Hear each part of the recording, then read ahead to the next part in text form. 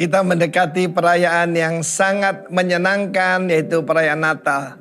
Allah menjelma jadi manusia, inkarnasi. Saudaraku, tidak ada seperti itu dimanapun saudara cari seluruh dunia, segala bangsa. Allah yang menjelma jadi manusia dan bahkan diam di antara kita. Apa tanda orang dipenuhi dengan Roh Kudus? Yang pertama adalah dia akan bernubuat. Seringkali kita cuma merendahkan dengan berkata akan memuji Tuhan dengan glosolalia, terjemahkan bahasa roh. Belum, saudara, itu bahasa doa.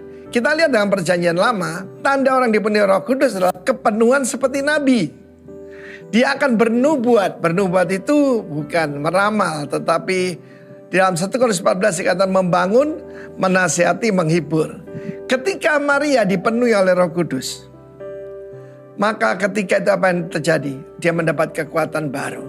Dia segera berangkat dan pergi kepada Elisabet. Dia melihat bagaimana mujizat Tuhan yang terjadi pada anaknya itu. Dan ketika dia juga memberikan salam. Dia cuma memberikan shalom, Mbak Elisabet. Dan apa yang terjadi? Anak yang di dalam kandungan, yaitu Yohanes Pembaptis, melonjak kegirangan, leap for joy, agaliao. Bukan cuma goncang, saudara, melompat-lompat menari dengan sukacita. Rupanya sukacita itu menular, saudara, ya. The joy of the Lord is our strength. Mari kita tanya kehidupan kita hari ini.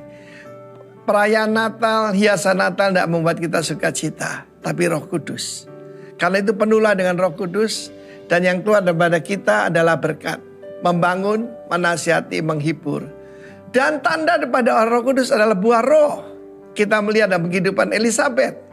Elisabet sama sekali bebas dari iri hati kepada yaitu Maria. Maria seorang gadis desa. Mungkin usianya belum sampai 20 tahun. Tetapi ini adalah hamba Tuhan yang senior. Istri dari seorang imam yang terpilih, saudaraku. Tetapi dia berkata bagaimana semua berkat Tuhan, janji Tuhan akan terjadi kepadamu. Dia bernubuat. Dia mengucapkan kata-kata yang membangun kepada Maria. Dan dia memanggil Maria, the mother of my Lord. Dia tidak berkata mother of my God. Dia berkata mother of my Lord. Dan kita lihat bagaimana kemudian Maria menaikkan satu pujian yang disebut dalam bahasa Latin Magnificat. Jiwaku memuliakan Tuhan. My soul magnify the Lord. Magnificat.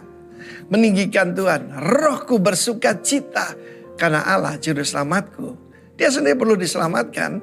Dia adalah mother of my Lord ketika dia melahirkan Yesus. Tetapi bukan mother of God. Jangan gagal paham, saudaraku.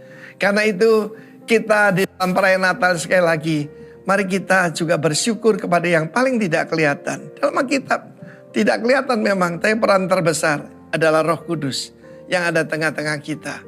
Bukan malaikat, bukan orang Majus, bukan Yusuf dan Maria, tetapi Roh Kudus. Dan Roh Kudus bisa Anda undang dalam kehidupanmu, bahkan di rumahmu. Mungkin engkau seorang yang sangat sederhana, tidak punya banyak hal untuk bisa merayakan Natal.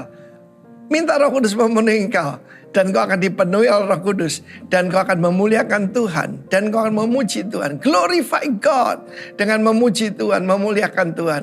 Seperti Maria, dia berkata, orang yang rendah hati akan diangkat, orang yang sombong akan diturunkan. Itu nyanyian daripada, yaitu ibu daripada Samuel, yaitu Hana. Dan 1000 tahun kemudian, mungkin 1000 tahun ya, maka itu terjadi luar biasa sekali. God bless you. Karena itu have a blessed Christmas. Haleluya. Amin.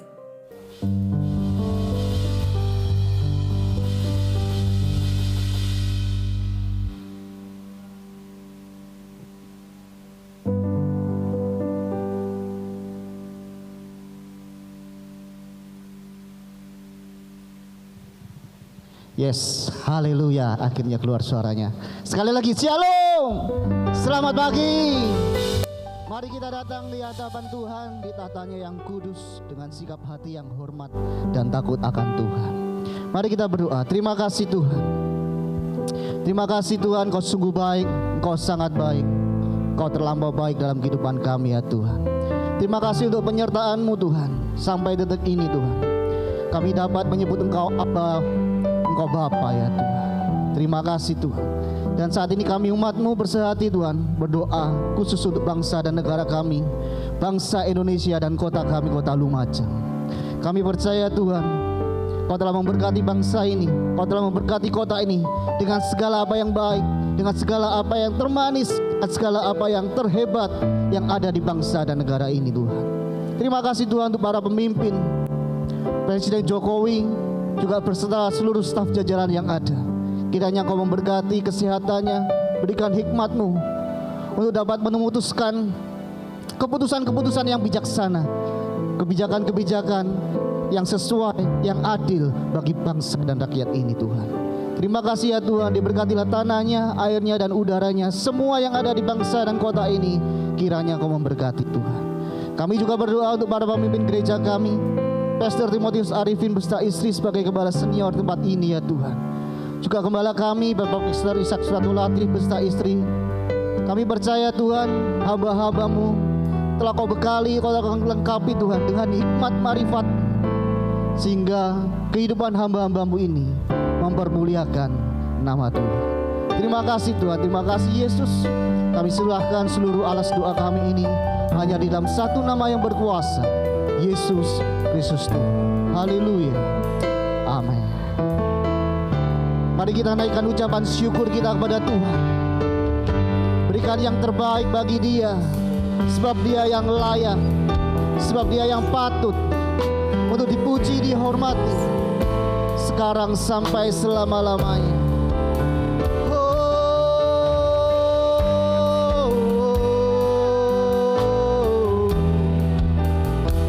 Layaklah Tuhan, layaklah Tuhan, dipuji dan disembah. Semua makhluk bersujud menyembah-Mu, ya Tuhan.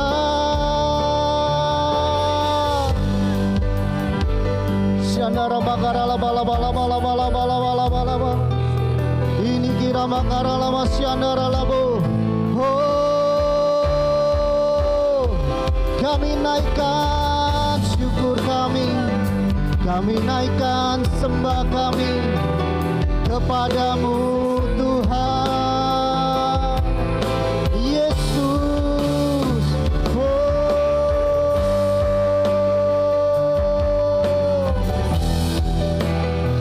Segala pujian, segala hormat, kemuliaan dan keagungan hanya bagi Raja kami. Terima kasih.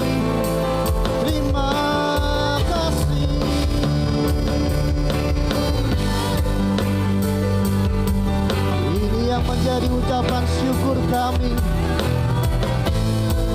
Nyanyian-nyanyian baru hanya bagi-Mu Yesus. Ini kira bakar alamat syandara bakar alamu. Ini kira bakar alamat syandara bu.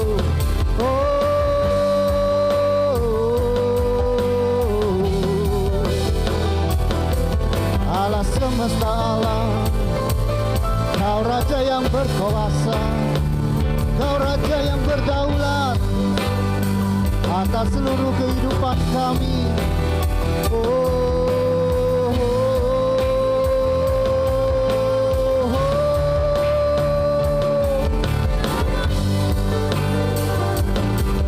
Kudus-kuduslah Engkau, kudus-kuduslah Tuhan. Terima kasih, terima kasih. Tiada bakar ala bala bala bala bala bala. Ini kira bakar ala bala bala bala bala bala bala bala. Bakar ala bala bala. Bawaku ke gunung kudus-Mu, ke tempat kediaman-Mu. Biar kemuliaan melingkupi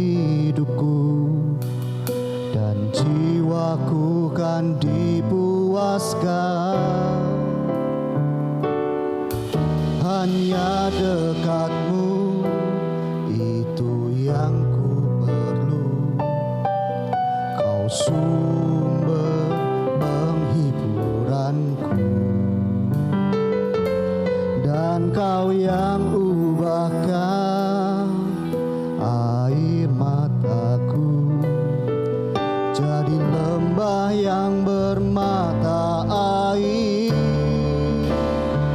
Sebab itu ku memujimu, Engkau Allahku.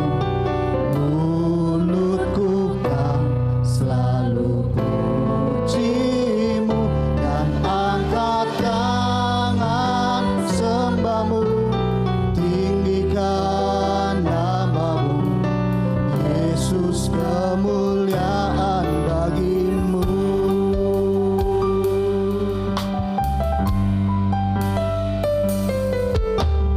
Bawaku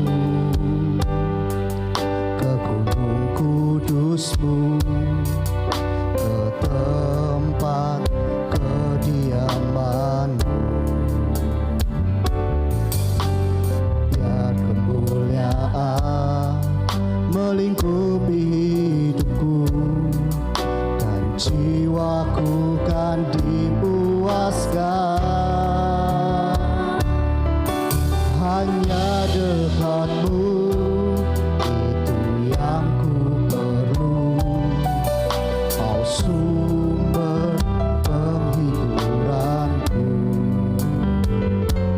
dan Kau yang ubahkan air mataku jadi lembah yang bermata air. Sebab itu ku memujimu, Engkau Allahku. Mulutku kan selalu pujimu dan angkat tangan sembahmu, tinggikan namamu, Yesus, kemuliaan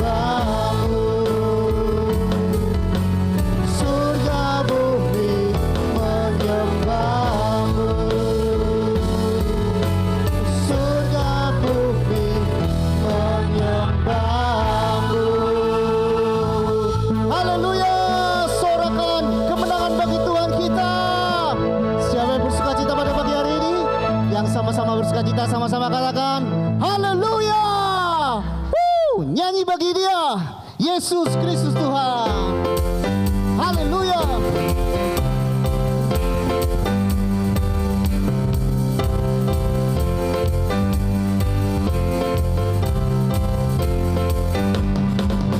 Nyanyi puji Tuhan, bangun baik kudusnya. Di tempat ini Yesuslah hadir, kemuliaan Tuhan dinyatakan. Oh, sukacita, bangun baik kudusnya. Persembahkanlah seluruh hidupmu bagi kemuliaannya. Anugerahnya bagiku, kasihnya dicurahkan. Sambutlah Dia, Juru Selamat. Bersoraklah, nyanyi puji Tuhan. Bangun baik kudusnya. Di tempat ini Yesuslah hadir, kemuliaan Tuhan dinyatakan. Oh, sukacita, bangun baik kudusnya. Persembahkanlah hidup kita, seluruh hidupku bagi kemuliaannya. Anugerahnya bagiku, kasihnya dicurahkan. Sambutlah Dia, Juru Selamat. Bersoraklah, nyanyi puji Tuhan. Di tempat ini Yesuslah hadir, kemuliaan Tuhan dinyatakan. Oh, sukacita, bangun baik kudusnya. Persembahkanlah seluruh hidupku bagi kemuliaannya. Anugerahnya, anugerahnya bagiku, kasihnya dicurah. Sambutlah Dia, Juru Selamat. Bersoraklah, nyanyi puji Tuhan. Haleluya. Di tempat ini Dia telah hadir, kemuliaan Tuhan dinyatakan. Oh, sukacita, bangun baik kudusnya. Persembahkanlah seluruh hidupku bagi kemuliaannya. Persembahkanlah seluruh hidupku bagi kemuliaannya. Persembahkanlah seluruh hidupku bagi kemuliaannya.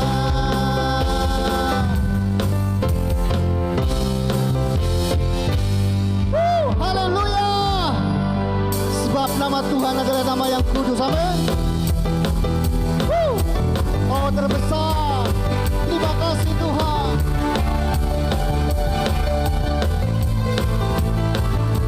Namamu kudus, kudus dan agung. Engkaulah Raja, berkuasa dan benar. Kami bersuka mengangkat suara bagimu Raja, teragung selamanya. Tak tergantikan oleh megahnya dunia, kebenaran-Mu membebaskan, ubahkan segalanya. Hanya Kau besar, besar, kekal selamanya. Hanya Kau yang dahsyat, dahsyat.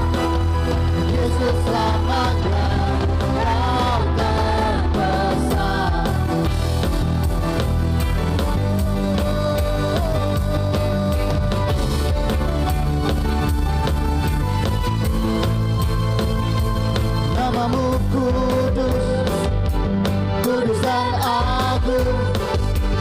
Engkaulah Raja berkuasa dan benar. Kami bersuka mengangkat suara bagimu Raja teragung selamanya. Tak terbandingkan oleh megahnya dunia, kebenaranmu membebaskan, ubahkan segalanya. Hanya Kau besar, kekal selamanya. Haleluya. Hanya Kau dahsyat, dahsyat, Yesus selamanya. Kau terbesar. Mari tepuk tangan di atas kepala kita. Haleluya.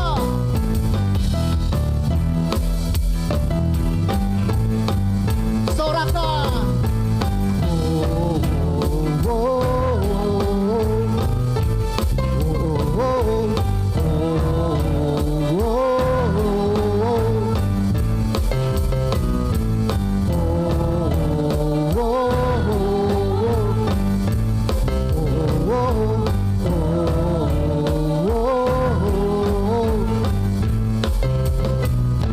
tak terbandingkan oleh megahnya dunia, kebenaranmu membebaskan, ubahkan segalanya. Tak terbandingkan oleh megahnya dunia, kebenaranmu membebaskan, ubahkan segalanya. Hanya Kau yang terbesar, Yesus. Thank you Lord. Hanya Kau yang dahsyat, dahsyat, Yesus selamanya. Katakan Kau yang terbesar. Hanya Kau yang terbesar, kekal selamanya. Hanya Kau yang dahsyat, dahsyat, Yesus selamanya. Kau terbesar.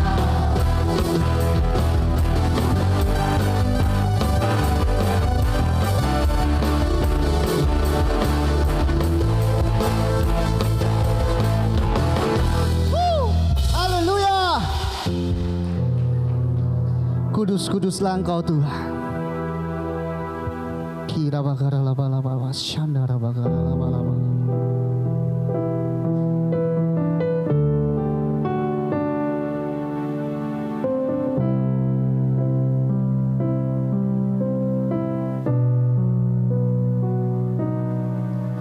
Kulihat langit terbuka, kemuliaan-Mu datang, penuhi tempat ini.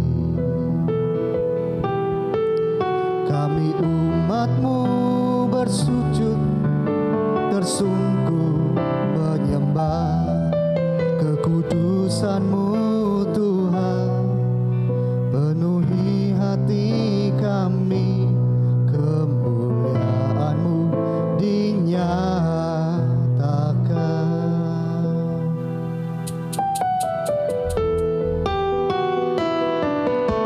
Kulihat langit terbuka, kemuliaan-Mu datang, penuhi tempat ini.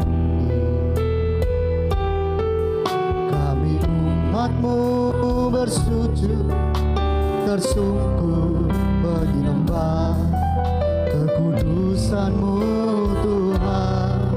Penuhi hati kami, kemuliaan-Mu dinyatakan.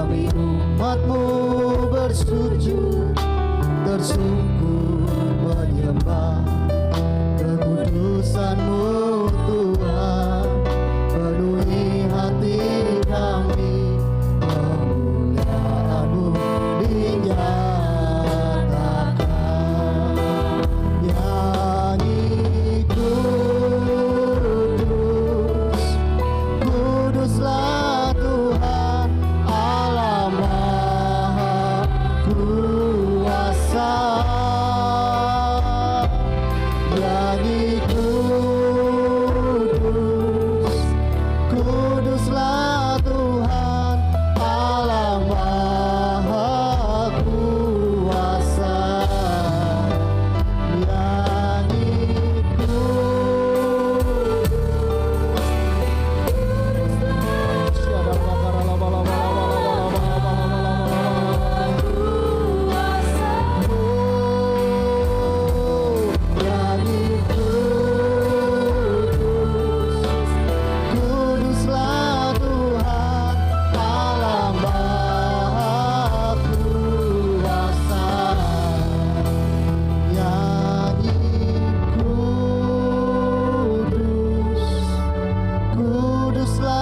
Tuhan Allah Maha Kuasa.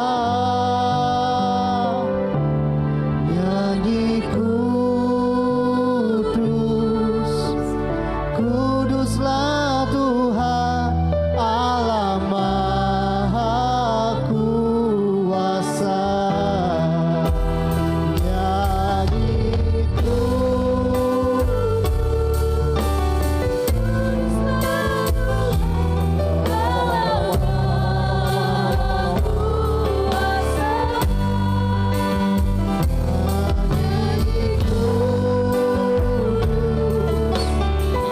kuduslah Tuhan Allah Maha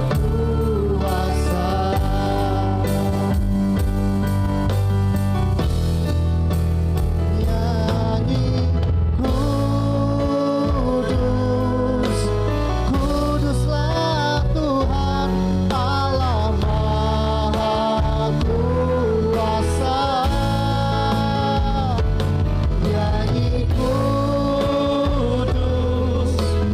kuduslah Tuhan Allah Maha Kuasa. Nyanyi kuduslah Tuhan Allah Maha Kuasa. Amin. Nyanyi kuduslah Tuhan Allah Maha Kuasa. Allah Maha Kuasa.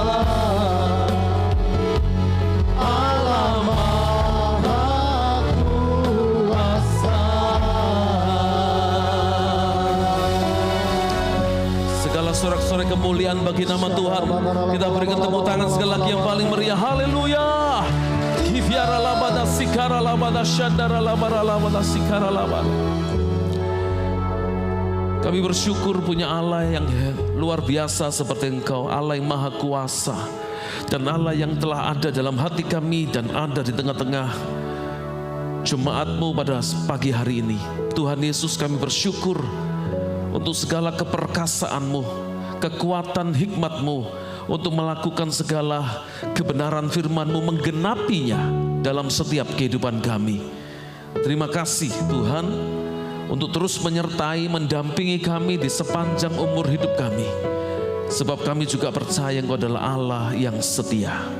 Berbicara buat kami pagi hari ini, kiranya kuasa-Mu, hikmat pengurapan-Mu turun buat hamba-Mu, Pastor Louis Andrew Abraham, yang sudah Tuhan utus, Tuhan persiapkan untuk pagi hari ini boleh jadi berkat buat kami semua jemaat-Mu di GBI Rock Lumajang maupun yang mengikuti secara online dimanapun berada. Kiranya berkat firman-Mu boleh memberkati kami, bahkan mengubahkan seluruh kehidupan kami. Terima kasih Tuhan, dengan antusias, dengan penuh sukacita, dengan hati yang terbuka, kami mau sambut kebenaran firman-Mu di dalam nama Tuhan Yesus Kristus. Semua yang siap diberkati melalui firman-Nya sama-sama katakan Amin. amin. Silakan duduk Bapak Ibu Saudara sekalian. Shalom. Shalom. Kurang keras shalomnya. Shalom.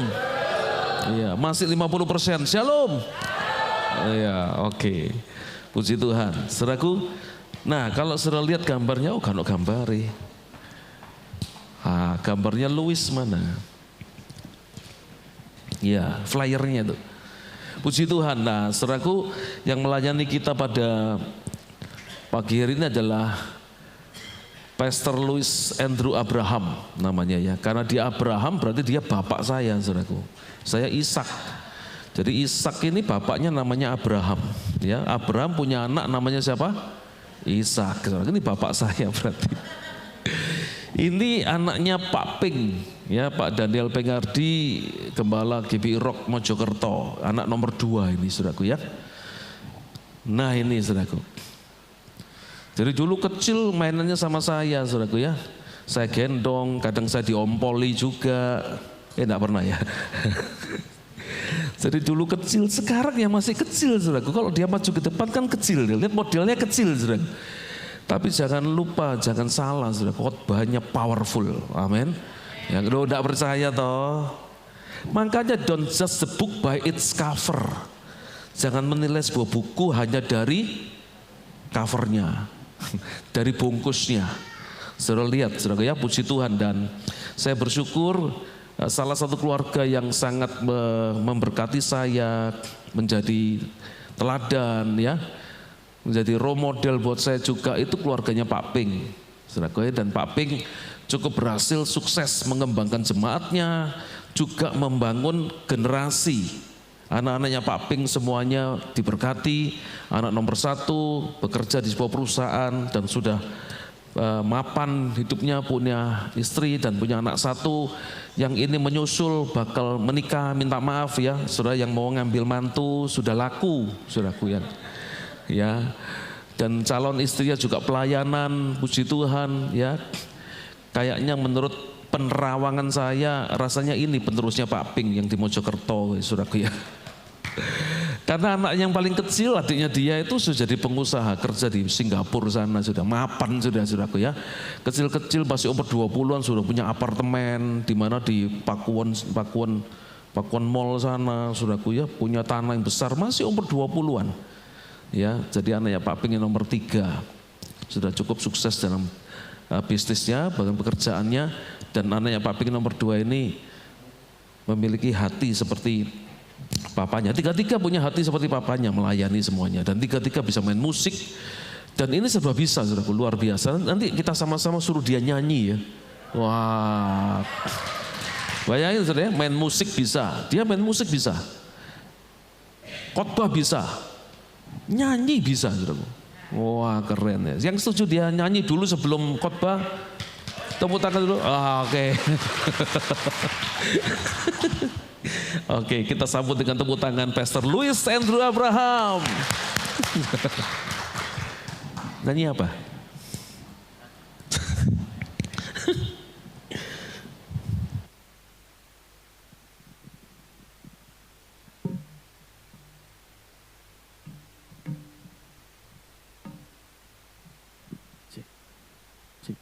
Puji Tuhan, Shalom.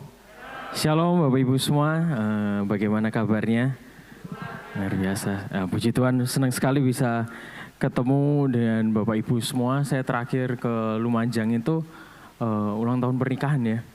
Udah lama sekali, dan hari ini dapat kesempatan. Iya, berarti udah 7 tahun yang lalu gitu ya. Jadi puji Tuhan hari ini dapat kesempatan lagi untuk boleh melayani di tengah Bapak Ibu semua. Terima kasih untuk Om Latif dan Tante Nunik.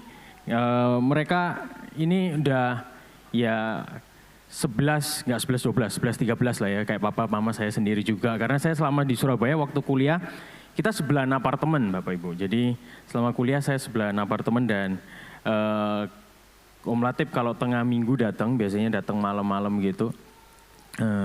Yang diketok kamar saya dulu. Karena biasanya jam 11 malam Om Latif ini selalu kelaparan. Jadi teman makan malamnya bukan makan malam lagi, itulah supper kali ya. Jam 11, jam 12, saya ingat kita dulu setengah 12 malam makan ke nasi cumi Pasar Atom.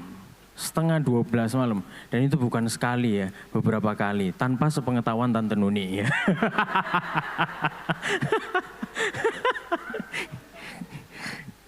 Karena kan Kalau nggak ada penjaganya baru bebas. Oke, sudah selesai semua perkenalannya, jadi saya nggak usah berkenalan lagi. Hari ini izinkan saya mau berbagi sesuatu kepada Bapak Ibu tentang glorify the King through family. Bagaimana kehidupan kita bisa menemukan kehendak Tuhan.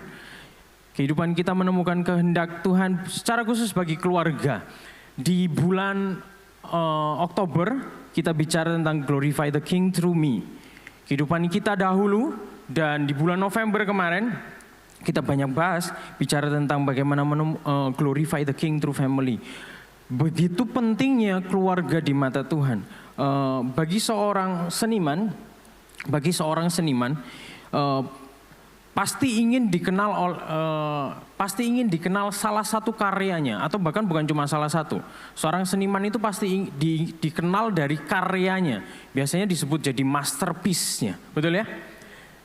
Setiap seniman itu pasti punya masterpiece, entah itu pencipta lagu, entah itu yang paling sering mungkin pelukis, pasti punya masterpiece.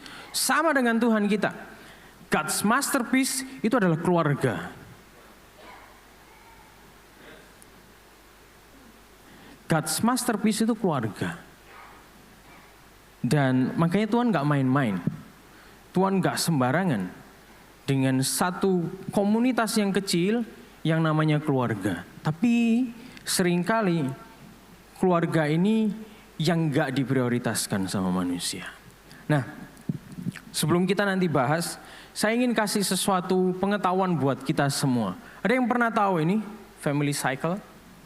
Jadi ini salah satu jurnal penemuan dari kampus Oregon State di Amerika, di mana dia menghitung dari usia pernikahan 50 tahun. Jadi intinya pernikahan dari 0 sampai 50 tahun, dia pakai patokan itu. 0 sampai 50 tahun dalam usia pernikahan. Ada di antara Bapak Ibu yang pernikahannya sudah 50 tahun?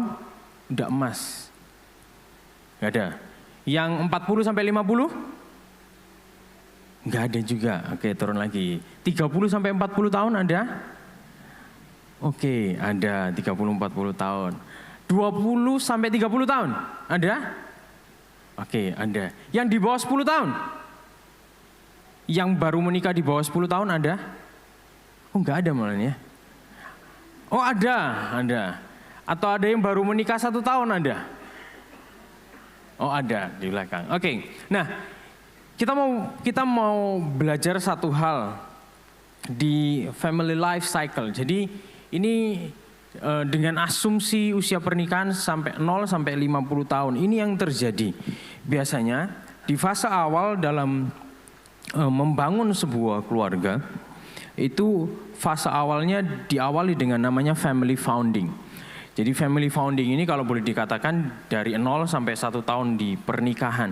Di mana di tahapan yang pertama ini keluarga baru terbentuk. Jadi di mana keluarga mulai membangun rumah tangga. Ya kan? Mulai belajar untuk saling memahami. Mulai belajar untuk ini, terlepas dari orang tua. Dan saling memahami satu dengan yang lain antar pasangan. Bagaimana di family founding ini, pasangan ini mulai belajar untuk mencari solusi, mengatasi segala perbedaan yang terjadi. Betul ya? Perbedaan-perbedaan yang simpel-simpel ya. Biasanya naruh sandal, mencet odol, ya kan? Tidur hadap samping apa hadap atas, gitu kan? Mulai mencari solusi. Yang satu ngorok, yang satu enggak, ya kan? Itu kalau enggak dicari solusi, itu bisa jadi gegeran seumur hidup, betul ya? Nah, di family founding ini, di mana pasangan yang baru menikah belajar untuk mencari solusi, mengatasi segala perbedaan. Tapi juga pasangan ini juga mulai belajar keterampilan dalam rumah tangga. Mulai menyusun segala sesuatunya. Saya yakin Bapak Ibu yang sudah menikah lama, di fase-fase awal, di awal-awal pernikahan kita pasti melakukan ini semua, betul? Pasti ini yang terjadi di fase-fase Bapak Ibu menikah. Nah, setelah family founding, di tahapan yang kedua, itu masuk ke dalam namanya childbearing. Mulai mempersiapkan, punya anak, dikasih Tuhan berkat anak. Dan dari suami istri, and then berubah statusnya jadi as a new parents. Sebagai orang tua, calon orang tua, karena bakal punya anak. Nah di fase ini biasanya gini, orang tua akan mulai cari segala informasi, belajar tentang merawat bayi seperti apa, belajar tentang kehamilan itu seperti apa, menjaga kandungan seperti apa, betul? Itu kan yang Bapak Ibu lakukan ketika Tuhan percayakan untuk punya anak. Lalu di fase ini, pasangan mulai bisa saling memahami, udah mulai bisa memahami. Kalau kemarin masih belajar satu dengan yang lain, di fase ini sudah bisa memahami. Yang kemarin masih gak bisa tidur karena ngorok, lama-lama sudah terbiasa denger ngoroknya, betul ya? Jadi bahasanya gini, kalau Surabaya itu bilangnya wis menter, gitu ya. Jadi udah mau gerak-gerak udah kayaknya sudah tertutup telinga ini. Ya kan? Jadi sudah mulai paham, udah ngerti dalam hubungan. Lalu di fase ini keluarga akan mulai cari pengetahuan tentang bagaimana pola asuh anak, mengasuh anak di fase awal. Lalu mulai berkembang rasa tanggung jawabnya. Kalau kemarin cuma berdua aja sebagai pasangan. Lalu dipercaya Tuhan untuk boleh punya anak keturunan. Sekarang belajar menerima tanggung jawab sebagai orang tua, ya kan? Makanya hati-hati banget. Saya kemarin ke kumpul dengan komsel saya di Mojokerto karena Christmas dinner. Ada salah satu anggota komsel kami biasanya itu ngebut kalau naik mobil. Wah ngebut gak karuan. Lalu istrinya mengandung, kan? Saya tanya, kok kamu lama banget? Wah sekarang istri ngandung jadi kecepatan maksimal 80 di tol sampai 90. Saya bilang, oh bisa gitu ya. Jadi mulai berubah karena ada tanggung jawab. Mulai ada hal lain yang difikirkan, ya kan? Belajar tanggung jawab, understand, memahami peran sebagai orang tua itu nanti seperti apa. Itu di fase yang kedua. Bagaimana as a new parents. Lalu kita masuk kepada fase yang ketiga. Nah perhatikan di irisan masing-masing irisan ini. Di fase 1 dan 2 itu cepat banget betul ya. Makanya irisannya sedikit. Paling di fase 1 sampai 2 tahun. Dikatakan di penelitian ini biasanya anak terakhir itu akan lahir ketika di usia pernikahan sudah 6. Itu biasanya anak terakhirnya lahir di usia pernikahan yang ke-6. Setelah dari itu biasanya akan sudah mulai malas atau sudah nggak ada hasrat untuk punya anak lagi. Biasanya gitu. Itu menurut penelitian itu dikatakan seperti itu. Jadi paling maksimal mayoritas itu di usia sampai pernikahan ke-6. Itu. Nah, fase ketiga. Ini fase yang lumayan panjang. Irisannya 1/4 dari keseluruhan lingkaran itu. Karena fase yang ketiga ini masuk ke fase yang panjang yaitu mengasuh anak. Di fase ini orang tua akan mulai terus belajar tentang pola asuh. Akan terus belajar bagaimana mendidik anak. Di fase ini juga orang tua akan mulai berpikir. Tadi tanggung jawab. Lalu belajar untuk apa? Mulai mengelola keuangan. Betul? Karena anak-anaknya pasti disekolahkan. Dan itu butuh duit. Nggak pakai daun. Betul kan? Mulai mempersiapkan financial untuk bukan cuma keperluan di rumah tangga saja, tapi mempersiapkan juga masa depan dari anaknya, sekolahnya, pendidikannya, dan kita menginvestasikan segala sesuatunya di situ. Betul? Mulai punya tanggung jawab di situ. Lalu apa? Mulai juga memikirkan bertanggung jawab dalam pendidikan untuk anaknya. Kita pasti pikirkan, kamu nanti SMA di mana? Kamu nanti SMP di mana? Kamu nanti kuliah di mana? Itu ada di fase ini. Dan fase yang ketiga ini panjang. Karena fase pola asuh itu ya mulai dari lahir 0 sampai kita benar-benar lepas, katakanlah selesai kuliah itu umur berapa sih? 22 tahun. Hampir setengah dari usia pernikahan. Kalau dengan patokan 50 tahun. Betul ya?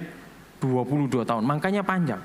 Dan pola asuh ini kita terus belajar hari demi hari. Karena setiap jenjang fase dari anak kita pasti berbeda. SD gimana? Nanti SMA seperti apa lagi? Ketika nanti pindah lagi keluar kota, yang dihadapi beda lagi. Ketemu dengan komunitas yang berbeda lagi. Betul? Jadi orang tua jadi terus-menerus belajar dalam pola asuh itu. Itu ada di fase ini. Bertanggung jawab dengan pendidikan, bertanggung jawab dengan kehidupan sosial anak kita. Makanya nggak heran hari ini begitu banyak orang tua yang juga bikin sosial media. Betul kan? Minimal apa? Supaya bisa lihat anaknya ngapain di sosmed. Betul kan? Terus bagi anaknya mikir, papa mama ini kepo. Pusing kan? Ngajarin bikin sosmed, bikin Instagram, bikin story, terus kasih stiker-stiker gitu kan. Lah anaknya nggak telaten kan ngajarin. Biasanya itu yang terjadi. Orang tua memperhatikan apalagi hari-hari ini dengan sosial media yang ada. Nggak gampang. Orang tua mesti belajar, kita mesti adjust. Berusaha menyesuaikan diri. Ya kan? Itu bertanggung jawab dengan kehidupan sosial. Lalu di fase ini juga orang tua mulai menyadari kebutuhan pola asuh anak yang berbeda-beda tiap usia yang tadi saya katakan. Anaknya nggak cuma satu, dipercaya Tuhan anaknya 3. 1, 2, 3 semua beda-beda pola asuhnya, betul? Dan kita perlu hikmat Tuhan bagaimana mengasuh mereka yang berbeda-beda itu tadi. Dari cara belajarnya, dari cara bersikapnya, segala sesuatunya bisa berbeda. Dan kita, Bapak Ibu sebagai orang tua terus-menerus belajar di fase yang cukup panjang ini. Ya. Lalu masuk ke fase yang keempat. Fase yang keempat ini namanya launching. Mulai belajar untuk melepaskan anak. Nah sekarang mulai bergeser. Biasanya kalau di daerah sama kayak di Mojokerto maupun Tulungagung. Di daerah paling mentok sekarang SMP. SMA kita udah bisa lepas mereka. Sekolah pendidikan ke kota yang lain. Kita tinggalkan mereka di kos. Walaupun kita tetap kontak dengan mereka. Itu kan? Kalau dulu mungkin, zaman dulu mungkin berangkatnya pisahnya waktu kuliah. Tapi sekarang udah geser. SMA. Bahkan di Mojokerto ada yang sudah SMP anaknya dilepas. Di Surabaya dikoskan. Setiap minggu dijemput untuk pulang. Itu terjadi. Karena ada orang tua yang ingin berikan pendidikan yang terbaik untuk anak-anaknya. Saya yakin itu pasti. Ya kan? Nah tapi ada fase ini di mana orang tua mulai belajar melepaskan anaknya. Mulai mempersiapkan anak-anak kepada jenjang yang lebih tinggi. Mulai memikirkan mereka kepada jenjang-jenjang berikutnya. Bukan cuma secara akademik atau pendidikan, tapi juga dalam kehidupan pribadinya. Kita mulai memikirkan mereka bagaimana mereka mesti menikah. Mereka punya pasangan hidup, mereka punya pekerjaan. Di fase-fase ini, betul? Udah selesai tanggung jawab kuliahnya. Nanti ketambahan lagi, kira-kira anak ini mau kerja apa ya? Kerja di mana? Nah di fase ini juga, di fase melepaskan anak ini, child launching ini, orang tua mulai belajar untuk memperbesar peluang kepada anak untuk mengambil keputusan yang diinginkan, betul? Sekarang aja SMA kita udah kasih kesempatan kepada mereka. Kamu mau sekolah di mana? Kamu mau pindah kota mana? Kamu mau kuliah mana? Ya kan? Kamu mau ambil jurusan apa? Di fase ini kita mulai kasih kesempatan. Bahkan kita juga kasih kesempatan untuk mereka. Kamu mau mengejar karir di mana? Mau bekerja di mana? Kita arahkan. Kita kasih kesempatan untuk mereka boleh menentukan. Ada di fase itu. Dan di fase ini juga orang tua belajar untuk memberikan dukungan kepada anak. Kasih support untuk mereka mencapai pencapaian-pencapaian yang Tuhan sudah taruh dalam kehidupan mereka.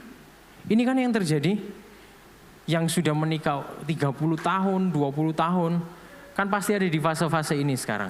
atau sedang ada di fase-fase ini. Nah, kalau sudah masuk di fase ini, siap-siap fase yang terakhir. Ini fase yang seru dan yang terpanjang dari seluruh pernikahan Bapak Ibu. Namanya apa? Emptiness. Sarangnya kosong. Karena anak-anaknya sudah dilepas, semua udah keluar kota, kembali lagi kepada kayak family founding. Tapi kalau family founding masih awal-awal nikah, jadi masih ada greget. Kalau sudah di emptiness, jadi gregetan. Emptiness. Ada di fase ini. Orang tua, gini bahasanya. Orang tua yang kemarin di fase pola asuh yang panjang. 20 tahun itu panjang loh ya.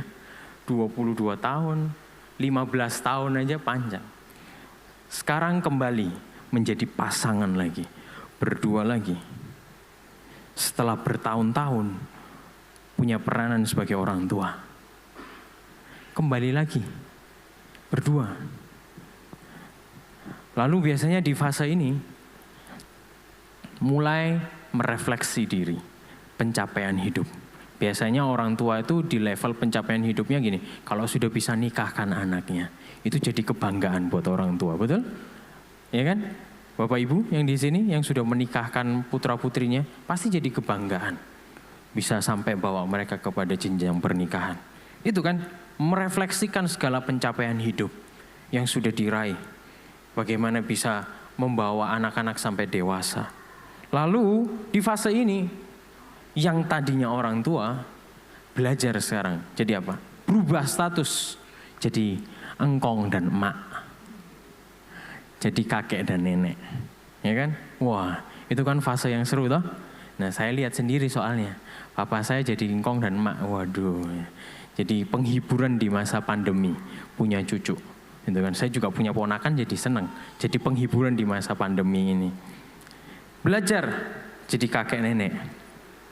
Lalu mulai mempersiapkan diri di fase pensiun. Nah ini juga yang gak enak. Mulai bersiap. Biasanya di fase-fase ini akan jadi jomblo lagi. Karena ditinggal meninggal. Ya kan? Jadi single parent. Bersiap atau bahasanya gini. Di fase ini mulai bersiap untuk hidup sendiri. Nah, hati-hati di fase emptiness. Coba perhatikan irisan ini. Ini yang paling panjang Bapak Ibu.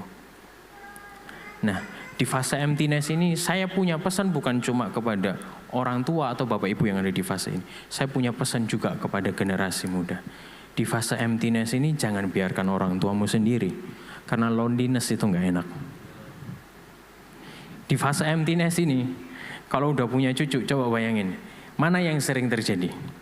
Engkong emaknya datengin cucu atau cucunya yang datengin engkong emaknya? Halo? Engkong emaknya. Yang dioyong-oyong engkong emaknya ditarik suruh datang ke sana. Itu kan realita yang terjadi. Saya pesan kepada generasi muda. Di fase emptiness, jangan lupa sarang. Jangan lupa sarangnya. Jangan dibiarkan kosong. Karena loneliness itu gak enak. Kita masih punya tanggung jawab. Separuh ini kehidupan kita didewasakan, diperlengkapi sama mereka. Lalu di fase emptiness kita jangan biarkan mereka sendiri. Emptiness ini jadi kesempatan kita untuk membalik kita yang melayani mereka. Amin. Jadi gak main-main siklus ini. Nah, tadi saya bilang bahwa ini yang kita perlu pahami bahwa segala sesuatunya bisa berubah. Other things may change us, but we start and end with family. Seringkali gini, kita terlalu sibuk dengan segala pekerjaan, kita terlalu sibuk mungkin juga dengan pelayanan. Sampai kita akhirnya lupa bahwa pada akhirnya nanti kita itu gak dikelilingi dengan semuanya itu. At the end of our lives, kita itu dikelilingi orang-orang yang menyayangi kita. Tuhan jelas menyayangi kita, tapi juga keluarga. Makanya jangan keliru taruh prioritas. Kita tahu bahwa God's masterpiece itu keluarga, tapi kita taruh itu sebagai prioritas yang nomor sekian setelah pekerjaan. Ada begitu banyak akhirnya yang menyesal karena salah taruh prioritas. Dan saya harap hari ini gini, kita belajar, lewat belajar siklus ini tadi, saya cuma ingin kasih tahu Bapak Ibu supaya gini, nggak usah kaget nanti. Kalau nanti tiba-tiba kita masuk di fase emptiness, kita nggak kaget. Karena ada begitu banyak yang kaget ketika sudah masuk di fase emptiness. Kok kayak gitu ya? Kok gak pernah diparani ya? Kok gak pernah ditanyain ya? Feel lonely. Dan itu gak enak. Kita mesti kembali lagi. Kita mesti paham bahwa God's masterpiece itu family. Tuhan ciptakan laki-laki dan wanita. Itu pada akhirnya untuk dibentuk sebuah instansi yang namanya keluarga. Dia gak cuma sekedar nyiptain. Tapi dia tahu bahwa ada goalnya, family. Dan Tuhan kasih tugas dan tanggung jawab untuk beranak cucu dan bertambah banyak, betul? Nah, dan gak kebetulan juga firman Tuhan di Yohanes 2 1-11 itu kan bicara tentang perkawinan di Kana, betul? Bicara tentang perkawinan di Kana. Mujizat pertama yang Tuhan lakukan itu ada di dalam sebuah pernikahan. Saya yakin Tuhan gak asal menentukan dia mau melakukan mujizat yang pertama. Dia melakukan mujizat yang pertama dari keluarga. Dan saya percaya lewat keluarga itu harusnya mujizat Tuhan bisa dinyatakan dalam kehidupan kita. Tapi kita sudah taruh prioritas yang benar gak dengan keluarga kita? Karena momen itu terus berjalan Bapak Ibu. Kita gak mau kehilangan satu momen sedikit pun dari setiap siklusnya. Kita akan enjoy. Nanti biasanya di fase emptiness itu akan mulai berkata, wis mumpung anak-anak sih kumpul, manfaatkan waktu di situ. Tapi kan seringkali yang terjadi udah telat. Udah terlanjur di emptiness dulu, minta kumpul. Susah. Akhirnya yang terjadi kumpulnya waktu apa? Kemanten dan kepaten. Baru kumpul semua. Itu kan yang terjadi. Nah, kita perlu paham bahwa kita perlu taruh prioritas yang benar. Gak cuma dengan hidup kita saja. Gak cuma dengan pekerjaan kita. Tapi keluarga ini perlu jadi prioritas yang benar. Kita gak boleh main-main dengan keluarga. Karena itu God's masterpiece. Nah, sudahkah kehidupan keluarga kita itu benar-benar seperti yang Tuhan kehendaki? Tuhan gak sembarangan. Pernikahan di Kana itu jadi mujizat pertama yang dia lakukan. Dan ini di sana dikatakan, dan dengan itu ia telah menyatakan kemuliaannya. Kemuliaan Tuhan dinyatakan lewat keluarga kita. Katakan amin. Itu yang Tuhan kehendaki. Berapa banyak akhirnya hari-hari ini orang yang begitu hebat di karirnya, orang yang begitu dahsyat dalam pekerjaannya, sukses, tapi tiba-tiba hancur dan gagal. Tiba-tiba hancur, semua habis karena gagal membangun keluarga. Betul? Bangun karirnya hebat, sukses, tapi keluarganya hancur, berantakan. Coba lihat konglomerat berapa orang terkaya itu. Itu ada yang istrinya nggak cuma satu, betul kan? Hebat loh, secara keuangan. Tapi gagal bangun keluarga. Dan itu akhirnya jadi sebuah permasalahan. Bahkan gini, saya katakan juga, bahkan suatu negara sekalipun juga bisa hancur kalau keluarga tidak dibangun dengan benar.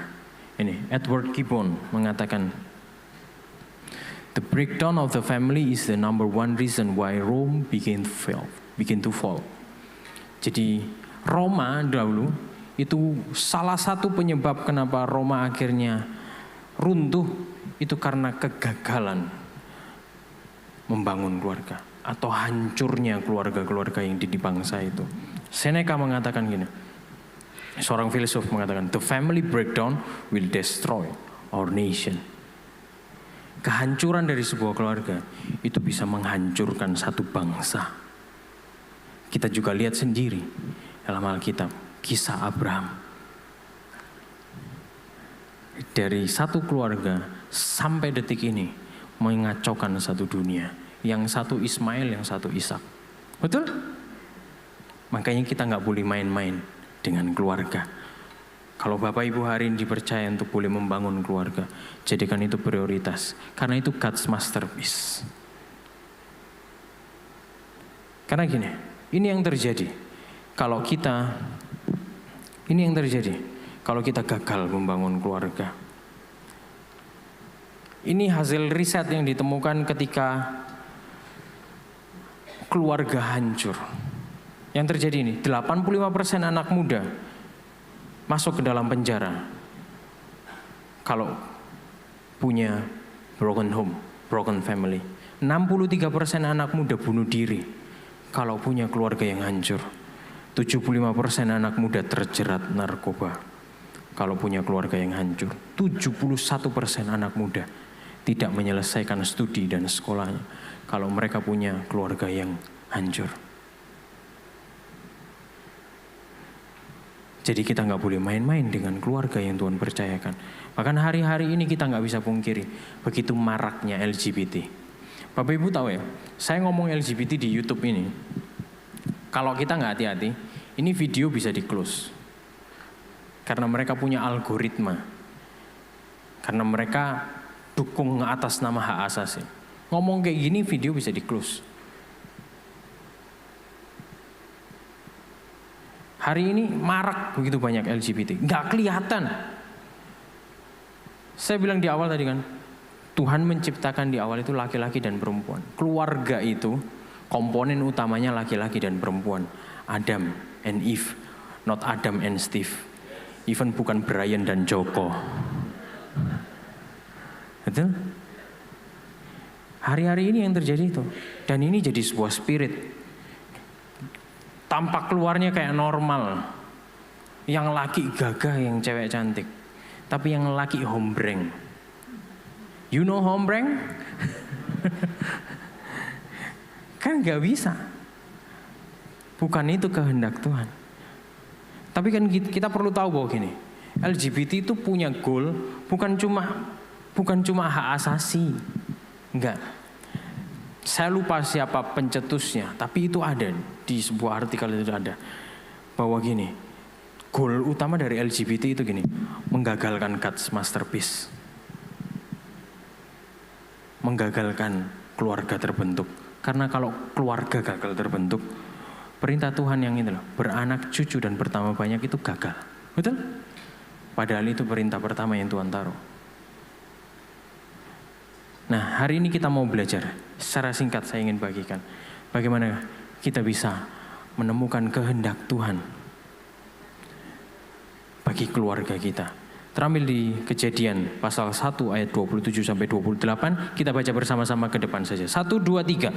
Maka Allah menciptakan manusia itu menurut gambarnya. Menurut gambar Allah diciptakannya dia, laki-laki dan perempuan diciptakannya mereka. Allah memberkati mereka, lalu Allah berfirman kepada mereka, beranak cuculah dan bertambah banyak, penuhilah bumi dan taklukkanlah itu, berkuasalah atas ikan-ikan di laut dan burung-burung di udara dan atas segala binatang yang merayap di bumi. Hari ini kita mau belajar 3 hal ini. Ada 3 hal yang Tuhan kehendaki dalam keluarga. Tuhan mau keluarga itu jadi gini, menjadi tempat untuk yang pertama menunjukkan kebaikan Tuhan. Tuhan mau keluarga menjadi tempat untuk bagaimana kita bisa menyerahkan warisan ilahi. Dan Tuhan ingin keluarga jadi tempat untuk memenuhi tugas panggilan Tuhan, tugas panggilan ilahi. Lewat Kejadian 1, 27 sampai 28. Yang pertama kita mau belajar bagaimana keluarga itu harusnya jadi tempat untuk menunjukkan kebaikan Tuhan. Makanya di Kejadian pasal 1 ayat 28 di sana. Setelah Tuhan menciptakan laki-laki dan perempuan, 28 dikatakan yang pertama gini, Allah memberkati.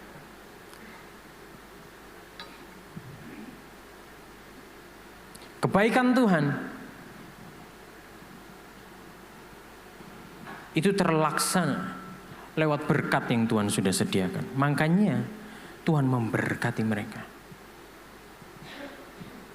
Berkat yang Tuhan sediakan bagi keluarga, di dalam keluarga, itu harusnya jadi sarana untuk bisa keluarga bisa jadi tempat menunjukkan betapa baiknya Tuhan, kebaikan Tuhan. Tuhan menciptakan keluarga supaya melaluinya kita dapat mengalami, merasakan kebaikan Tuhan. Kita dapat mengalami, merasakan segala berkat Tuhan. Tapi apa yang terjadi? Keluarga terasa seperti neraka. Nggak ada berkat Tuhan malah. Dan itu yang membuat begitu banyak kekecewaan terjadi. Kekecewaan seringkali malah terjadi karena ada di dalam keluarga. Saya melayani generasi-generasi.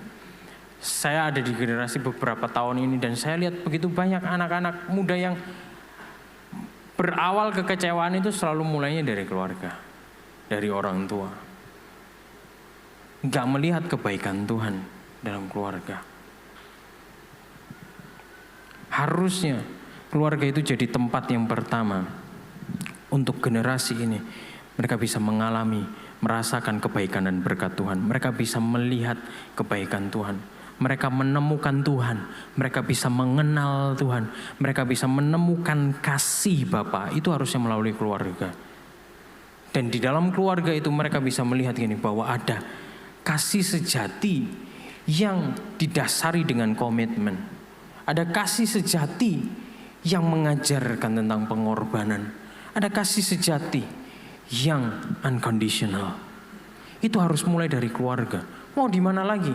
Ada kasih yang gak bersyarat, yang seperti kasih Bapa. Harusnya itu terpancar lewat keluarga. Apa yang terjadi dengan keluarga kita? Kita sendiri yang bisa. Coba koreksi hari ini dengan keluarga kita. Seperti apa keluarga yang kita bangun hari ini? Memperhatikan bahwa Tuhan mencurahkan berkat itu kepada keluarga. Allah memberkati mereka. Dan keluarga itu gini, keluarga merupakan refleksi dari siapa itu Tuhan dan bagaimana Dia ingin berhubungan dengan kita. Kalau mau lihat hubungan dengan Tuhan, bisa lihat dalam hubungan keluarga. Bagaimana keluarga itu dibangun. Keluarga harusnya jadi tempat di mana kita bisa menyaksikan, mengalami, mengenal segala kebaikan Tuhan. Saya mau tambahkan satu pengetahuan bicara tentang 414. Ada di antara kita mungkin yang sering dengar 414. Usia 4-14 itu jadi fase yang paling penting bagi generasi. Makanya ada juga penelitian yang mengatakan golden age, betul ya? Penting untuk kita membekali mereka di golden age. Tapi juga ada fase 414. 414 itu fase yang paling efektif untuk kita bawa generasi atau mengenalkan generasi ini untuk mereka bisa cinta sama Tuhan. Cuman kan di fase ini tuh kan yang paling rewel-rewelnya. Betul?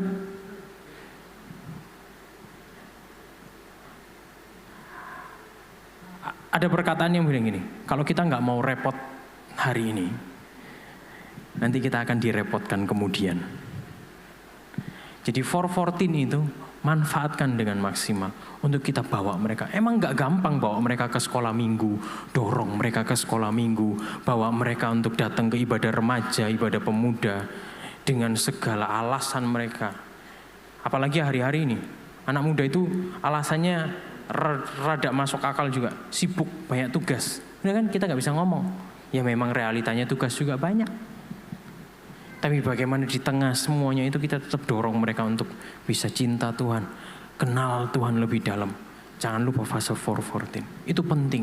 Kalau kita nggak mau repot hari ini, nanti kita direpotkan kemudian hari. Saya ngalamin sendiri.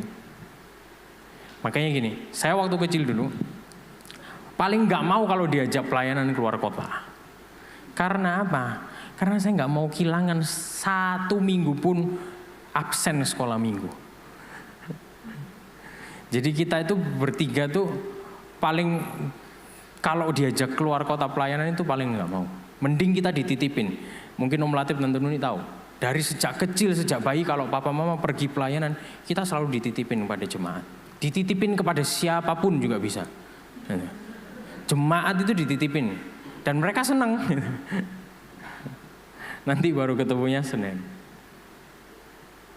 4:14. Makanya kalau kita nggak mau repot-repot hari ini, nanti kita yang direpotin kemudian. Jadi keputusan ada di tangan Bapak Ibu semua. Bagaimana kita bangun generasi ini. Hal yang kedua, apa yang Tuhan kehendaki bagi keluarga? Keluarga harusnya jadi tempat untuk menyerahkan warisan ilahi. Jadian 1 ayat 28 dikatakan, beranak cuculah dan bertambah banyak. Ini bahwa kebaikan Tuhan, berkat Tuhan itu nggak cuma berhenti kepada satu generasi. Tuhan mau kita mewariskan kebaikannya, berkatnya itu kepada generasi berikutnya.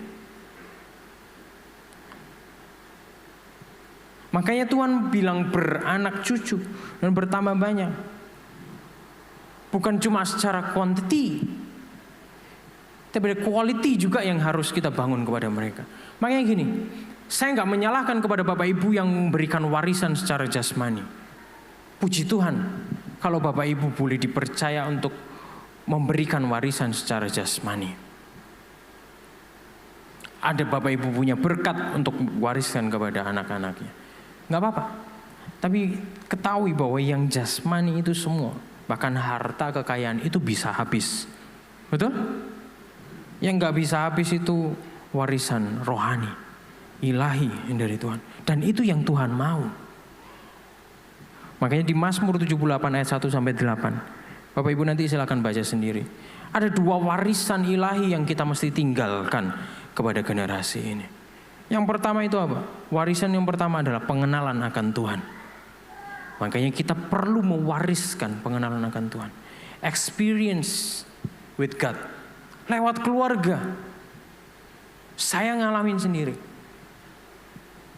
Ada cerita kisah-kisah yang secara sengaja papa mama berikan kepada saya. Yang itu jadi warisan rohani buat saya. Tentang betapa dahsyatnya Tuhan. Tentang betapa kebaikan Tuhan yang melimpah dalam kehidupan keluarga kami. Penyertaan Tuhan dalam kehidupan keluarga kami. Di tengah segala keterbatasan yang ada. Tapi di situ buat kami jadi sadar bahwa gini. Pengenalan akan Tuhan itu begitu pentingnya. Itu yang kita perlu wariskan kepada generasi ini. Enggak cuma yang jasmani Bapak Ibu. Tapi rohani itu juga perlu. Pengenalan akan Tuhan. Itu yang harus kita tinggalkan. Tapi yang kedua juga apa? Warisan apa? Iman kepada Tuhan. Hari ini dengan segala teknologi yang ada. Saya minggu lalu diskusi dengan beberapa orang tua di youth kami. Hari-hari ini itu anak-anak, kalau zaman saya dulu disuruh baptis. Wis gak usah pakai mikir. Nurut, saya baptis, betul? Tapi sekarang ya, coba perhatikan ya. Anak-anak sekarang kalau kita dorong untuk baptis, pasti punya alasan dan jawaban. Saya belum siap. Tunggu dulu. Bahkan ada yang jawabannya kayak gini, ini realita, saya temukan sendiri. Aku sih hidup dalam dosa. Loh, kayak seolah-olah bener ya. Mereka punya membalikkan itu. Dengan segala pengetahuan dan informasi yang mereka dapatkan. Nah, hari ini kita perlu mewariskan iman yang benar. Iman kepada Tuhan, kepada generasi ini. Kalau enggak, mereka digoyahkan dengan segala pengajaran, dengan segala pengetahuan, dengan segala kecanggihan teknologi yang ada hari-hari ini. Sehingga mereka menggeser iman itu. Dan kita tentu enggak mau itu terjadi, betul? Makanya kita perlu tinggalkan warisan, pengenalan akan Tuhan, dan iman kepada Tuhan. Dan percayalah bahwa gini, pemuritan yang terbaik itu selalu dimulai dari keluarga. Keluarga adalah tempat pembentukan karakter, di mana anak bisa belajar menghormati, di mana anak bisa belajar melayani, di mana anak bisa belajar bekerja keras, di mana anak-anak bisa belajar untuk bertanggung jawab. Tapi di situ juga di mana anak-anak bisa belajar untuk mengampuni, di mana anak-anak bisa belajar untuk mengasihi, dan di mana anak-anak bisa belajar untuk berbuat baik. Dalam keluarga tentu kita pasti saling membentuk karakter satu dengan yang lain. Orang tua membentuk karakter anak. Anak pun, adanya anak itu juga bisa membentuk karakter orang tua, betul? Saling. Tapi gini, yang kita nggak boleh lupakan bahwa gini, kita bisa memberikan pengaruh kalau ada hubungan yang dibangun. Pengaruh itu jadi sulit diberikan kalau nggak ada hubungan. Bapak Ibu kalau sales, kita pingin pengaruhi orang yang jadi sasaran kita untuk calon pembeli. Kalau punya hubungan kan jauh lebih gampang, betul ya? Dibandingin dengan yang nggak punya hubungan, kita masuk ke tempat yang baru, pasti lebih sulit daripada kalau kita punya bangun hubungan, betul? Kita punya hubungan dengan orang tersebut. Sama dengan generasi ini. Sudahkah kita bangun hubungan dengan anak-anak kita? Bangun hubungan itu nggak cuma dikasih duit, Bapak Ibu. It takes time. It takes sacrifice. Butuh waktu, butuh pengorbanan. Bangun hubungan. Dan percayalah gini, kalau yang kita bangun hubungan ini kuat, percayalah, pengaruh itu dengan gampang diberikan. Karena gini, yang dilihat sama generasi itu keteladanan. Halo? Yang dilihat sama mereka itu keteladanan. Pengaruh akan lebih mudah diberikan kalau ada keteladanan di situ. Sudahkah kita jadi teladan? Kita suruh-suruh mereka baca Alkitab. Are we? Sudahkah kita? Kita suruh-suruh mereka untuk datang ke gereja. Are we?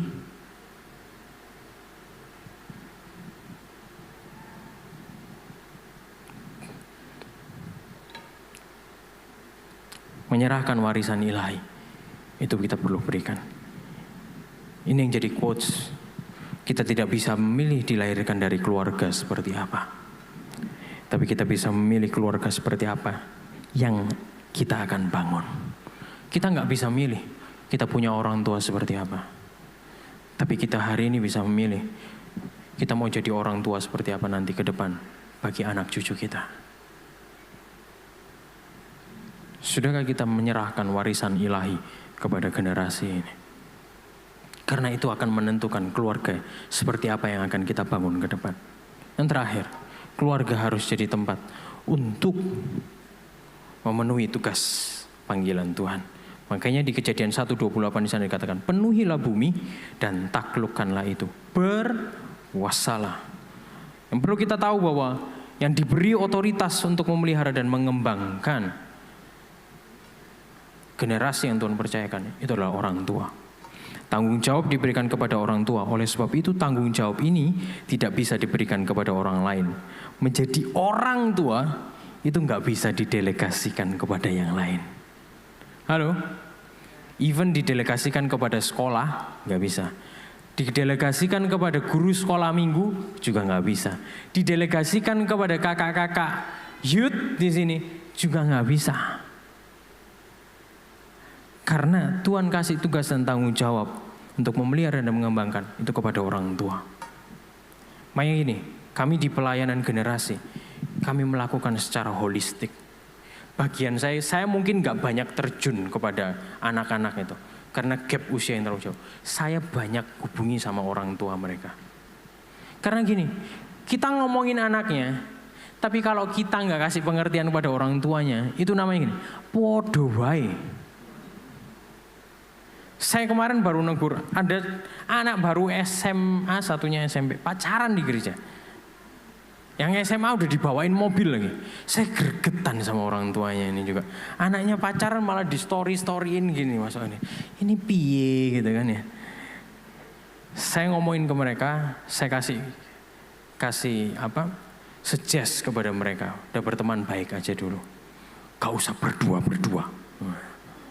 Ajak teman-temanmu kalau mau jalan-jalan. Tapi saya juga ngomong kepada orang tuanya. Karena enggak bisa. Kita mau ngomong enggak boleh. Kalau orang tuanya ngomong boleh. Isa apa kita? Siapa kita? Tapi saya selalu berusaha. Makanya pelayanan di generasi itu harus holistik. Sama. Termasuk juga di sekolah minggu, di youth. Itu Kegagalan kita melakukan tugas Tuhan akan menghasilkan konsekuensi di masa yang akan datang. Apa yang terjadi dengan Imam Eli dalam firman Tuhan? Bagaimana anak-anaknya dursila, kata firman Tuhan. Imam loh, punya anak yang dursila. Makanya hari ini kita perlu jadikan keluarga kita jadi tempat untuk memenuhi tugas panggilan Tuhan.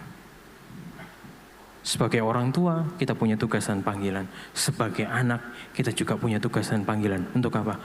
Menghormati orang tua, mengasihi mereka.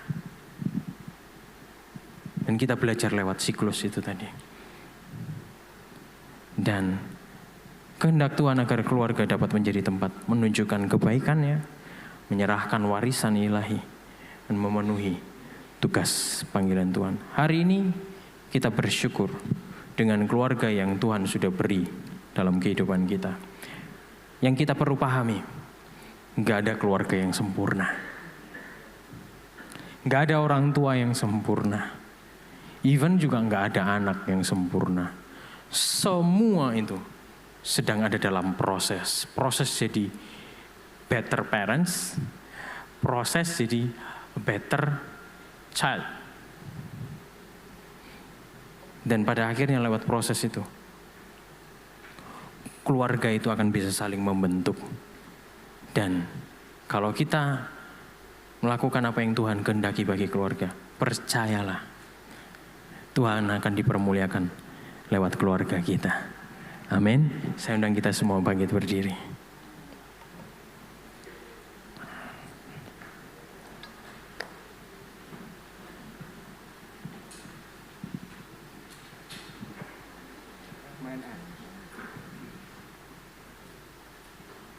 Hari ini renungkan kebenaran firman Tuhan.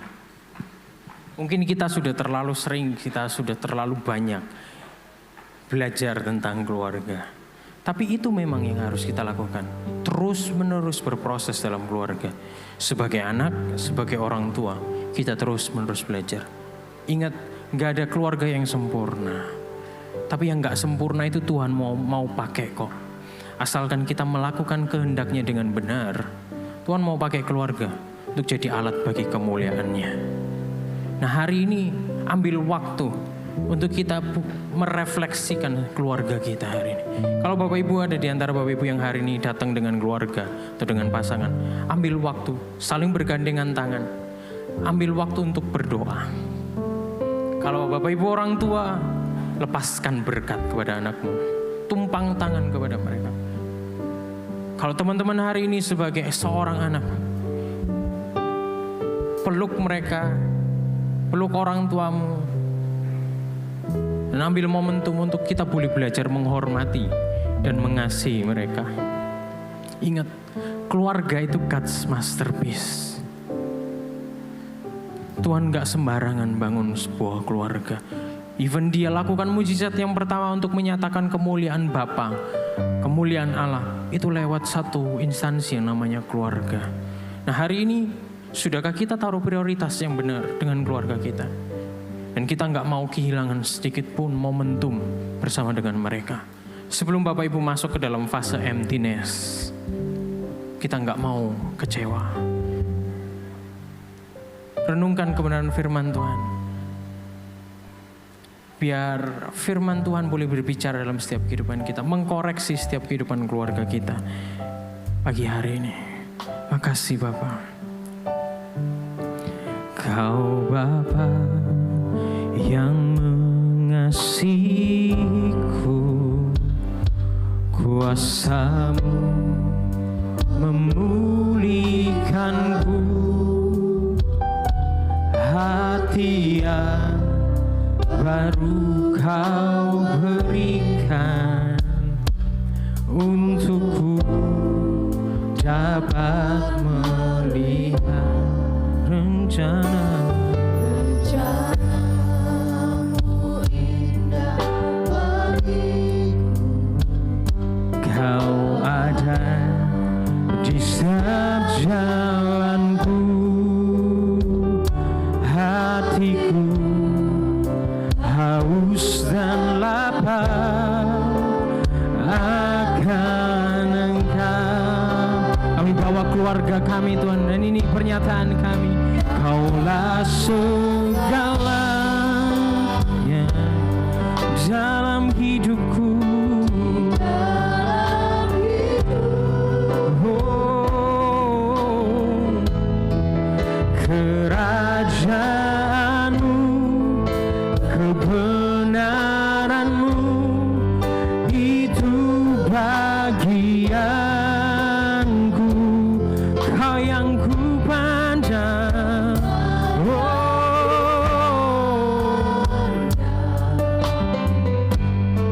Selama hidupku mengasihimu, memuliakanmu, Bapa dan Rajaku. Kau segalanya, Kaulah segalanya dalam hidupku.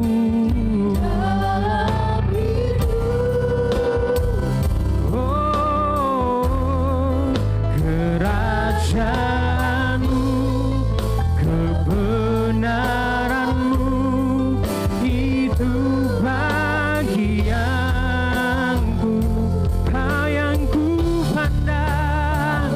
Oh, selama ku hidup, kami mau mengasihimu Tuhan, memuliakanmu, Bapa dan Rajaku.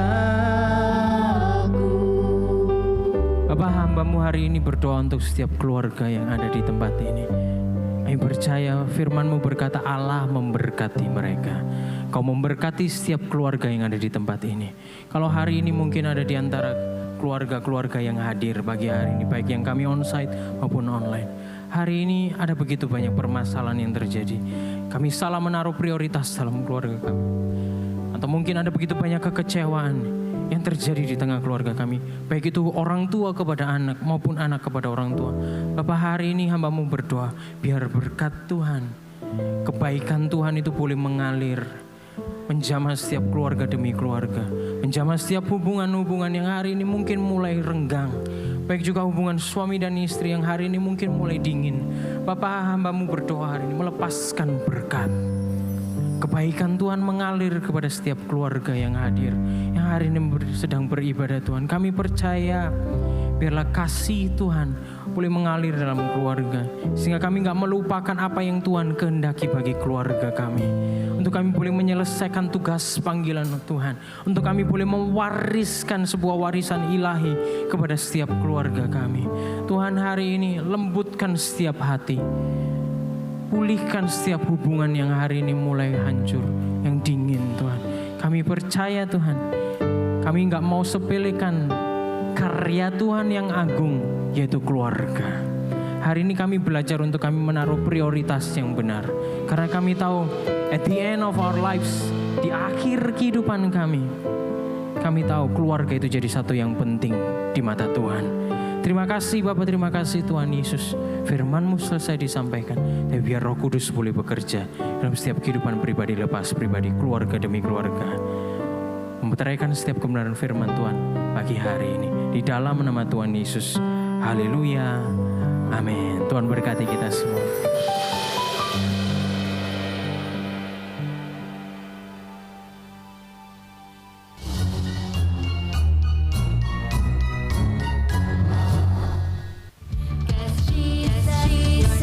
You're the source of my joy.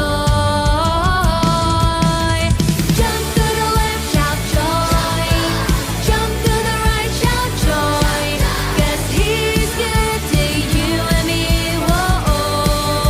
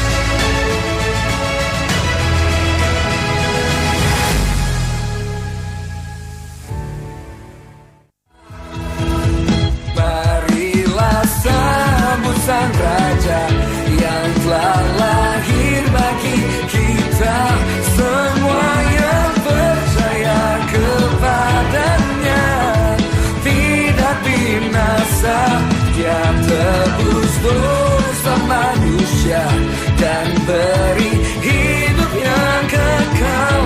Dialah Yesus Raja Damai, Allah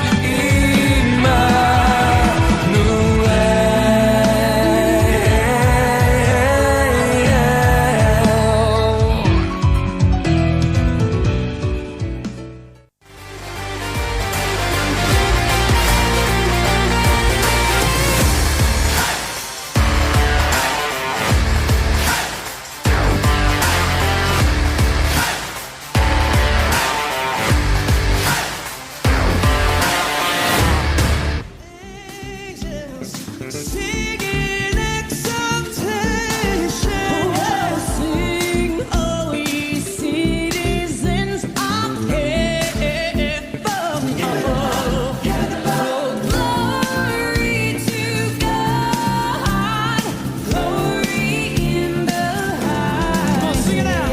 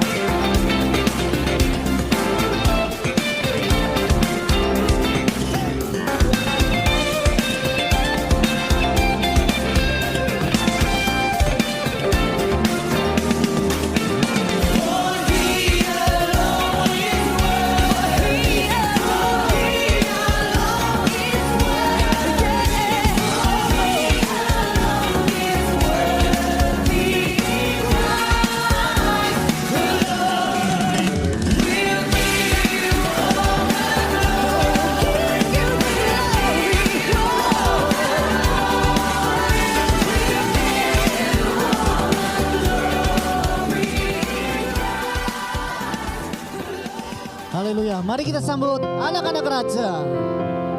Aku anak raja, aku anak raja, aku anak raja.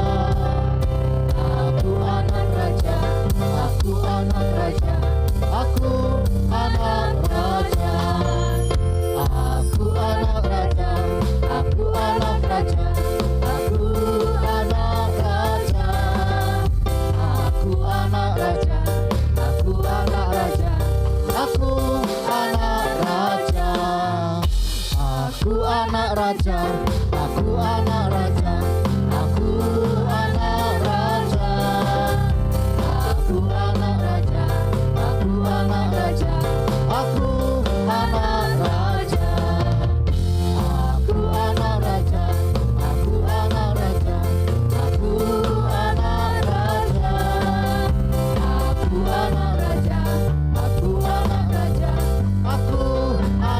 raja.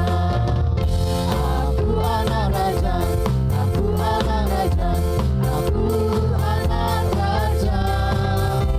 Aku anak raja, aku anak raja, aku anak raja.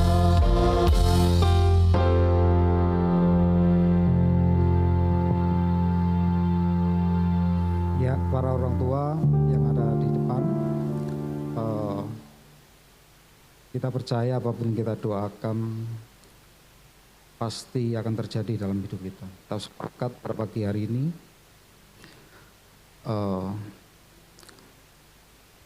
di hadapan saudara adalah generasi yang dipersiapkan Tuhan menjadi alat kepanjangan Tuhan. Perkataan profetik, ambil beberapa waktu kepada anak-anak saudara, karena firman Tuhan berkata bahwa firman timbul daripada pendengaran. Ambil waktu, saudara berdoa, arahkan bibir saudara untuk memperkatakan dalam mendekat kepada telinga anak-anak saudara.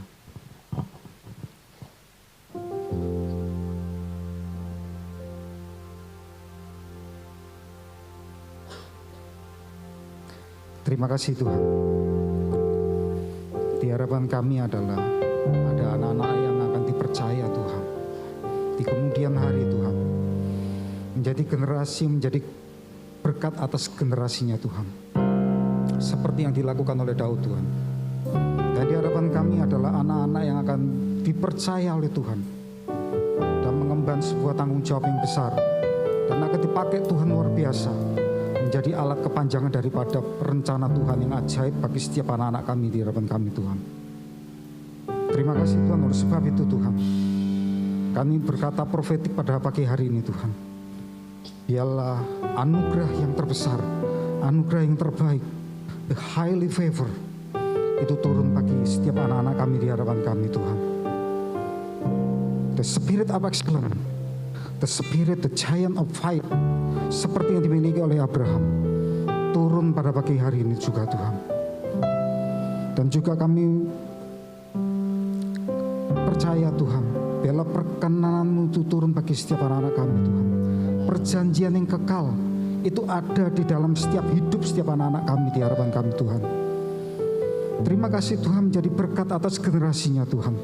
Bahkan setiap siapapun yang bersentuhan dengan hidupnya Tuhan. Biarlah setiap anak-anak kami yang di hadapan kami bisa menjadi berkat atas orang-orang yang di sekelilingnya.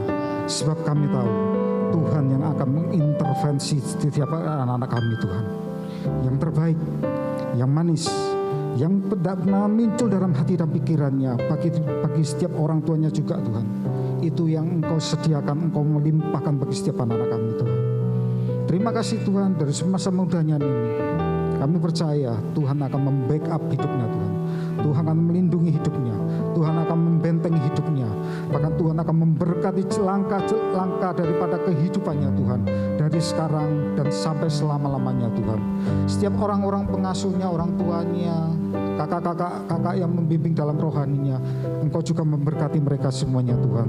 Sebab ada anak-anak Tuhan yang akan dipersiapkan Tuhan, dipakai Tuhan sesuai dengan rencana Tuhan yang ajaib bagi setiap anak-anak yang ada di hadapan kami Tuhan. Terima kasih Tuhan. Di dalam nama Tuhan Yesus, mari semua yang percaya di hadapan kami adalah anak-anak yang hebat di hadapan-Mu. Mari sama-sama katakan, kami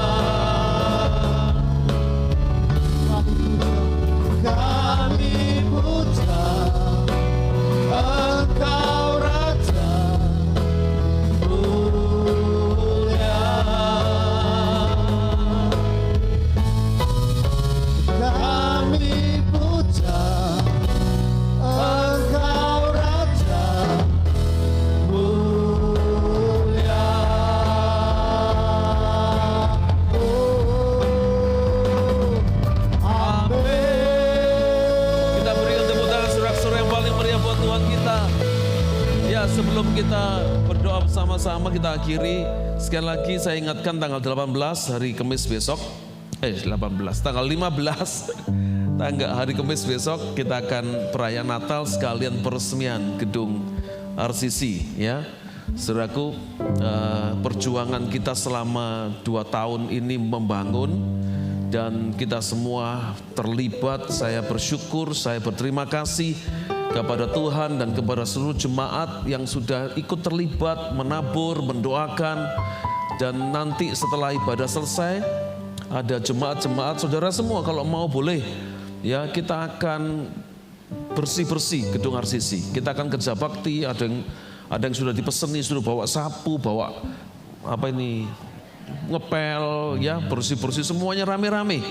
Ya, Pak, saya bukan panitia Natal, Pak, saya boleh ikut bersih? Boleh, ya kan? Pak, saya kalau suruh bersih-bersih ini, badan saya sering capek semua, enggak biasa bersih-bersih, enggak apa-apa, bawa makanan ya, gorengan apa boleh. Jadi ayo sama-sama setelah ibadah ini selesai, bisa ke gedung RCC, sudah dipeseni yang oleh panitia, suruh bawa baju ganti. Nah kalau saudara enggak, waduh saya baru tahu sekarang, enggak apa-apa, pulang, balik lagi sini, ya, ikut bersih-bersih, ikut kita siapkan gedung kita sama-sama, saudaraku, untuk supaya acara di hari Kamis tanggal 15 Desember bisa terlaksana dengan baik ya. Dan saya bersyukur semua karena dukungan doa saudara.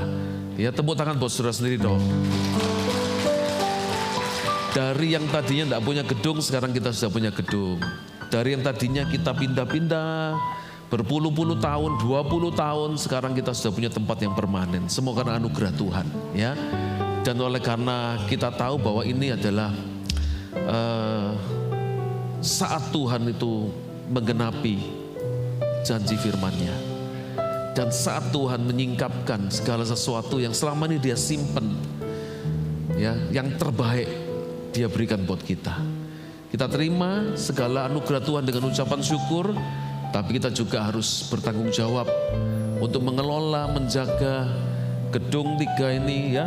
Depan ini sekolah, gedung serbaguna, RCC sampai kepada Pastori ya, Villa Pujian namanya ya, jangan lupa di sana. Itu kita jaga sama-sama. Ini warisan dari Tuhan buat kita, tapi terlebih penting bukan warisan jasmani kata Pastor Louis, tapi yang paling penting kita harus wariskan warisan rohani, yaitu kepada semua jemaat yang kita bisa bawa kepada Tuhan di tempat ini. Kita mau membuat mereka bisa cinta Tuhan dan hidup dalam kebenaran. Amin. Ya, jadi saudaraku, jangan lupa tanggal 15 Desember hari Kamis jam 6 sore. Datang jangan tepat waktu, tapi sebelum jam 6 ya, before time. Karena jam 6 tepat. Ingat saudaraku, GBI Rock Lumajang selalu akan memulai setiap acara. Perhatikan baik-baik, kita tidak pernah terlambat. Ada orang, tidak ada orang, jam 6, kalau sudah mulai jam 6 mulai. Men? Ya, jadi saudara datang sebelum waktu. Ketika saudara datang sebelum waktu, nanti kan acaranya ada peresmian, gunting pita semua. Saudara sudah di dalam gedung nih. Nanti begitu dibuka pintunya, Pak Arifin masuk semuanya, maka mereka sudah melihat jemaat sudah ada di dalam. Ya, jadi saudara juga boleh ngajak teman, ngajak saudara yang lain yang mungkin belum daftar. Aku ya, kalau memang sudah mau ngajak, sekretariat, lapor ke sekretariat. Yang sudah terdata sampai saat ini sudah 600 orang lebih yang sudah mendaftar. Nah, yang dikhawatirkan yang tidak daftar-daftar, yang datang mendadak itu saudaraku ya. Dan konsekuensinya yang tidak mendaftar itu akan tidak bisa mendapatkan souvenir ataupun juga mungkin konsumsi. Kalau tempat duduknya pasti kita siapkan. Kita tidak pernah nolak orang. Ya, siapapun boleh. Ya, puji Tuhan. Oke. Itu aja yang saya perlu sampaikan ya. Jangan lupa nanti kalau tidak sempat bawa celana pendek, baju, nanti pulang balik lagi celana pendek, kaosan, kita bersih-bersih bareng-bareng ya.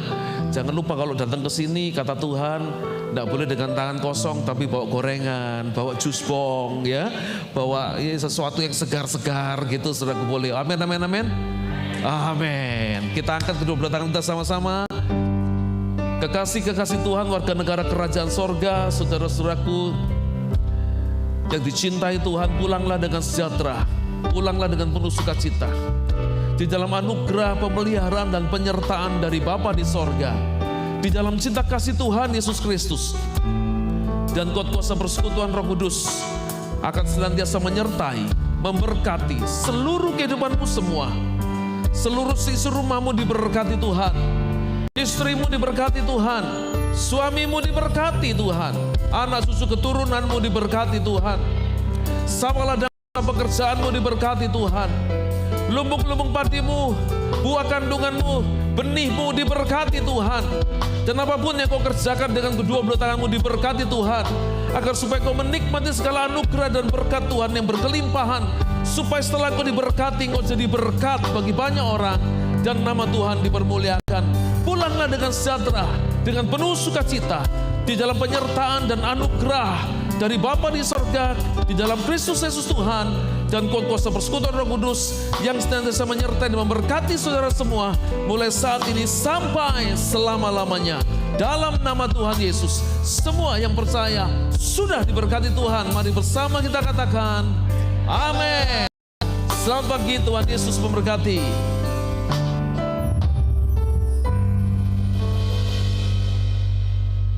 Selamat berhari Minggu dan muliakan Tuhan melalui keluarga kita.